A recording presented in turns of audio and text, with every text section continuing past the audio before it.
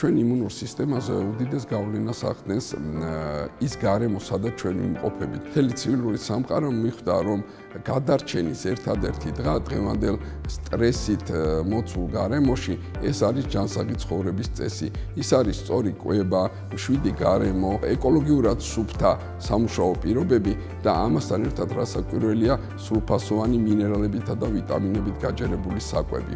და სწორედ ამ გამორჩეულ საკვებ დანამატებსა და ბიოლოგიურ აქტიურ ნივთიერებებს შორის, რომელიც თავისთავად თამაშობენ იმუნომოდულატორების როლს, მე ხას უსვავ იმუნომოდულატორების და არა იმუნოსტიმულატორების, ეს არის ფოლკეპილენი.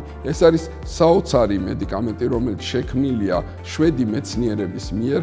ყველაფერი დაიწყო 1990 წლიდან, როდესაც კარლ იენსენმა და ფრანსის ჟერარდმა შექმნეს ის ტანდემი, რომელმაც ჩვენ მიგვიყვანა დღეს აი ამ მეტად მნიშვნელოვანი საკვები დანამატის შექმნამდე. ის შედგება 13 ყველაზე აქტიური იმუნიტეტის მასტიმულირებელი და გამაძლიერებელი მცენარეული დანამატისგან და მხოლოდ 2 რადღირს თუ არ ჩავთვლით ჩვენ ნიორს, კურკუმას, ჯინჯერს და ასე შემდეგ და ასე შემდეგ. უმნიშვნელოვანესი როლი ენიჭება პრევენციას. პრევენციას, როდესაც აბსოლუტურად ჯანმრთელმა ადამიანმა შეიძლება გამოიყენოს ფოლკეპილენი იმ შემთხვევაში, როდესაც წინ გვაქვს ცივი სეზონი, ზამთრის სეზონი, როდესაც იწყება ვირუსული ინფექციები და სწორედ აქედან ჩვენ შეგვიძლია მივმართოთ საზოგადოებას, რომ შენი ჯანმრთელობა შენი არჩევანია.